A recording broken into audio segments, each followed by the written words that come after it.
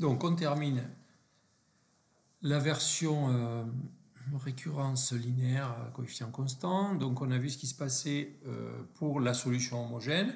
On a trouvé l'ensemble des solutions. C'est un espace vectoriel, on trouve une base. Maintenant, qu'est-ce qui se passe quand on rajoute un second membre? Donc avec second membre,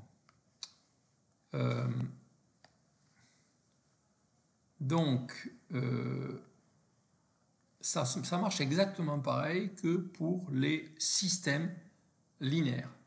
Vous avez un système d'équations linéaires. Bon, vous étudiez le système homogène, la structure des solutions est un espace vectoriel, vous trouvez une base, et ensuite il vous reste à trouver une solution particulière du système tout entier. Là, c'est pareil. On a déjà trouvé une solution, une base de l'équation homogène. Maintenant, pour terminer, en fait, il faut qu'on trouve une solution particulière de l'équation récurrente avec second membre entière. Alors pour ça, eh bien, il n'y a pas de méthode systématique. En tout cas, si on veut trouver une solution particulière, il faut la chercher. Alors, ça dépend du second membre, ça dépend de la fonction qu'il y a au second membre, mais nous, en général, on aura toujours des polynômes, ou alors des polynômes avec un facteur b exposant n devant, une puissance d'un nombre. Ce sera un peu toujours pareil, et donc, eh bien, les solutions particulières, on va les chercher sous la forme de polynômes ou alors de produits de polynômes. Voilà, pas de cette forme-là. Il y a une technique, malgré tout, qu'on emploie. Donc, ça dépendra de la forme de votre fonction, là, qui est au second membre. Si elle est de cette forme-là, ça sera le cas général, avec Q qui est un polynôme. Eh bien, on cherchera la solution particulière un peu sous la même forme, vous voyez. C'est la même forme, sauf que T, ça sera aussi un polynôme, mais il n'aura pas forcément le même degré que Q. Bon, alors c'est important de connaître le degré du polynôme, parce que si on doit chercher un polynôme de degré 4, il va y avoir beaucoup plus de calculs que si on peut se contenter de chercher un polynôme de degré 1. Donc c'est pas mal de savoir ça. Alors le truc, c'est que ça dépend de petit b, là. Si petit b n'est pas une racine de polynôme caractéristique, eh bien, le degré de t, ça sera le même que le degré de q, donc ça sera d. Par contre, si petit b est déjà une racine du polynôme, si b égale r de j, eh bien, il va falloir, en fait, sinon ça ne va pas marcher, parce qu'il y a plein de termes qui vont s'annuler, il va falloir chercher un polynôme de degré d, ça ne va pas suffire, il va falloir rajouter l'ordre de multiplicité de la racine. Bon, donc ça, c'est ça, en fait, on va toujours se placer dans ce cas-là. Le deuxième cas qui est écrit ici, en fait, c'est un cas particulier. C'est le cas particulier où vous avez petit b égale 1. Bon, mais dans le cas où petit b égale 1, il n'y a plus de terme b exposant n, mais en fait, ça suit exactement la même forme qui est au-dessus. Donc, on ne va pas épiloguer, on va se contenter de la première fois. Il ne reste plus qu'à l'expérimenter. Donc, exemple 29, dn égale dn-1 plus dn-2 plus n. Donc, allons-y. Vous voyez que ça, c'est un truc qu'on a déjà vu, parce que ça ressemble, Cn égale Cn-1 plus Cn-2, c'est la même chose. Donc on a déjà trouvé la partie homogène, on ne va pas recommencer. Donc, on y va, dn égale dn-1 plus dn-2 plus n. Bon, donc on a trouvé pour la partie homogène, on a déjà trouvé la solution. Donc comment on fait pour trouver la solution particulière? Donc solution particulière, solution particulière, on va la chercher. Ici, vous voyez qu'on a quelque chose, ça c'est un polynôme, on peut, ce f de n, là on va l'écrire pour se rapprocher du cours, on va dire que c'est 1 exposant n fois n. Et donc là, on a un polynôme de degré 1. Alors, si on reprend le polynôme caractéristique, on a vu que c'était P de R, on a déjà calculé, hein, c'est R moins 1 plus racine de 5 sur 2, facteur de R moins 1 moins racine de 5 sur 2. Bref, on voit bien que 1 qui joue le rôle de petit b là, hein, petit b exposé à 1 n'est pas une racine de P de R. 1 n'est pas racine de P de R. Donc ça veut dire qu'on cherche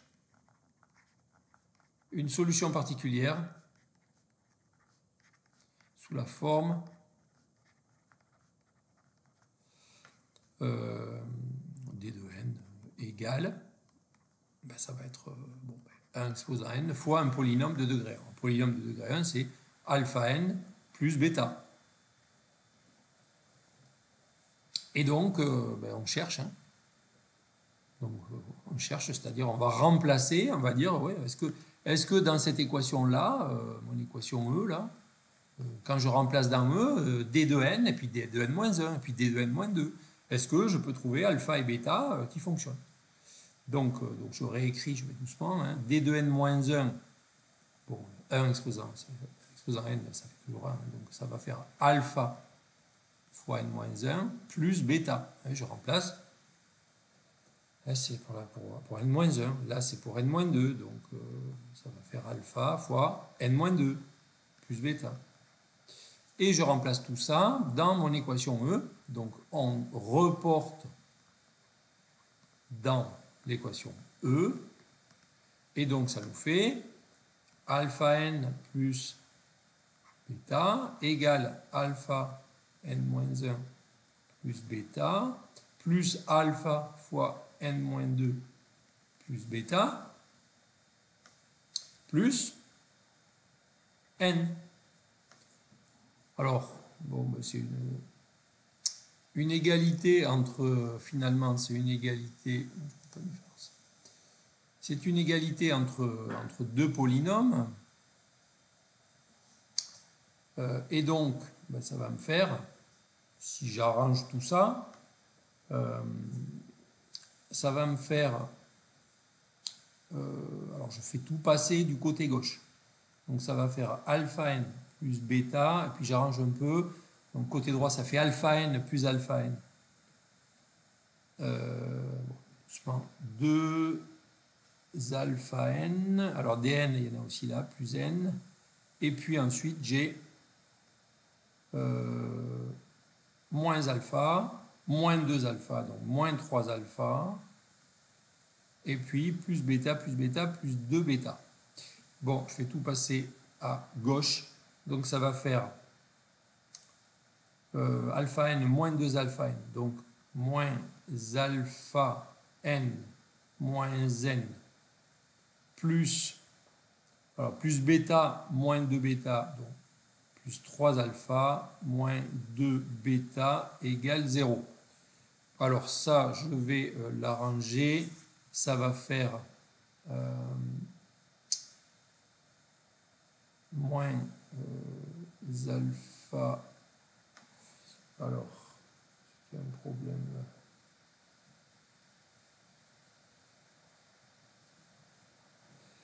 Non.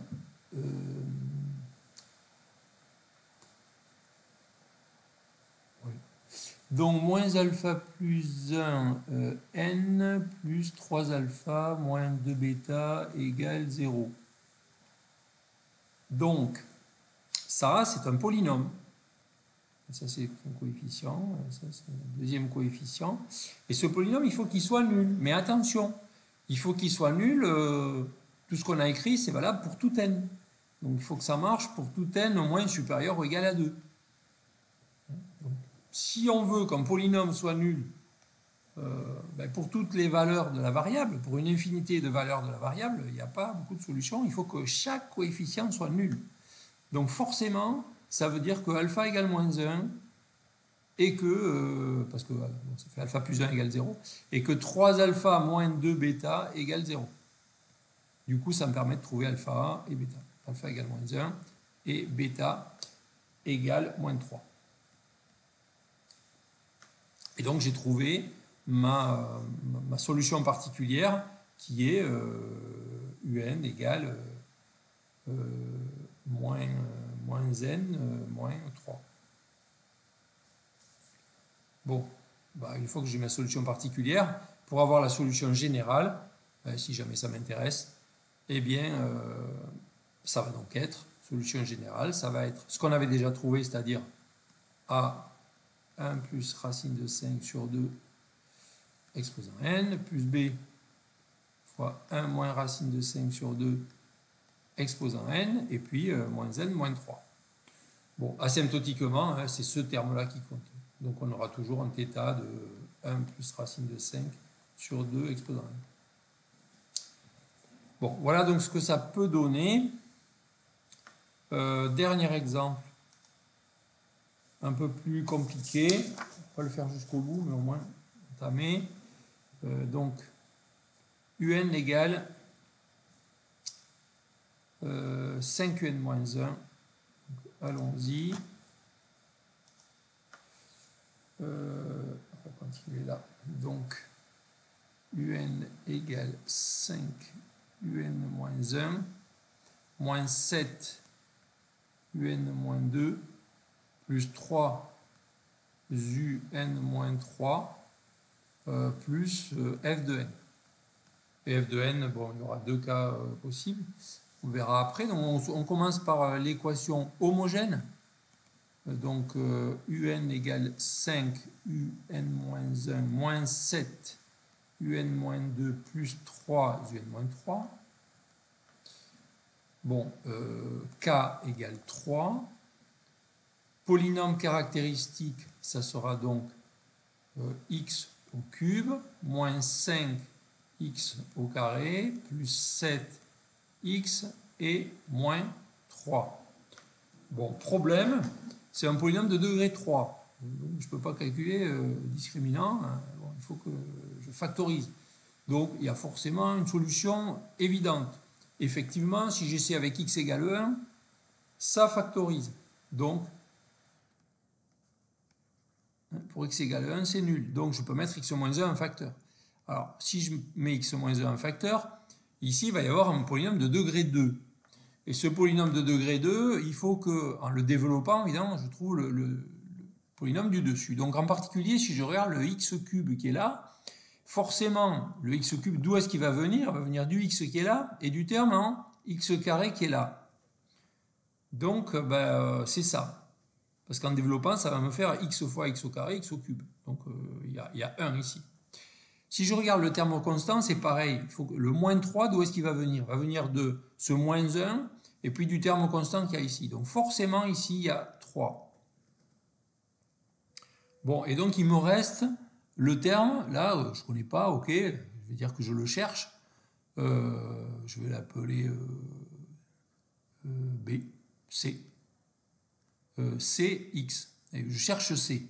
Bon, mais C, en développant, par exemple, il faut que les termes du second degré, là, moins 5, ça soit égal à... Je développe, donc ça va me faire moins 1 et puis plus C. Donc ça, déjà, ça me permet de trouver C, ce qui fait donc C égale moins 5 plus 1, c'est-à-dire moins 4. Donc ça me fait x moins 1 facteur de x2 moins 4x plus 3. Bon, maintenant j'ai un polynôme de degré 2, bon, je peux factoriser avec le discriminant, et j'obtiens à nouveau racine 1, et donc ça me fait finalement x moins 1 au carré facteur de x moins 3. Bon, ça veut dire quoi? Ben, ça veut dire que SH, hein, l'ensemble des solutions de l'équation homogène, eh bien, ça va être vec de, donc je vais avoir, ici j'ai exposant 2, là j'ai exposant 1. Donc exposant 2, c'est pour la racine R égale 1, là. Donc je vais avoir 1 exposant n, et puis je vais avoir n fois 1 exposant n. Mais 1 exposant n, ça fait 1, et n fois 1 exposant n, ça fait n. Et ensuite, pour la deuxième racine qui est 3, j'ai qu'un seul terme, parce que l'ordre de multiplicité c'est 1. Donc là, j'aurai 3 exposant n.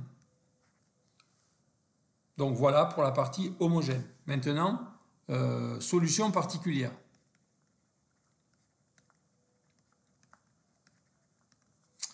Alors, on voit deux cas de figure. Première solution particulière, 4 exposant n fois n plus 2.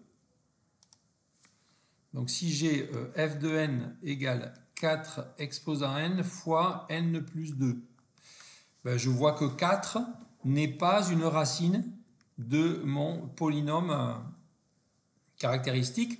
Donc on cherche, ça veut dire qu'on cherche une solution particulière. Une solution particulière sous la forme un égale 4 exposant n fois un polynôme de degré 1, puisque lui il est de degré 1, donc fois alpha n plus bêta. Bon, et donc c'est un peu de calcul, il va falloir faire exactement ce qu'on a fait avant, je ne vais pas recommencer, mais qu'est-ce qu'il faudrait faire? Il faudrait écrire un, écrire un-2, écrire un-3. Je fais le premier. 4n-1 fois alpha n-1 plus bêta, etc. Ensuite, remplacer dans mon équation E. Et puis, ensuite, on va obtenir, comme précédemment, des équations qui nous permettent de trouver nos deux inconnus qui sont alpha et bêta. Et donc, on s'en sort comme ça. Deuxième cas particulier, si jamais j'ai f de n égale n plus 3, est-ce que c'est intéressant ça, n plus 3 c'est pas très intéressant, n plus 3, puisque ça veut dire que j'ai devant, c'est comme s'il y avait 1 exposant n. Alors oui, c'est intéressant, puisque oui, là c'est comme s'il y avait 1 exposant n, et donc vous voyez que 1, c'est une racine de notre polynôme caractéristique, on a trouvé là, d'ordre de multiplicité 2. Donc ça veut dire que ici, ça va être plus compliqué. Hein. On cherche, cette fois-ci, la solution particulière.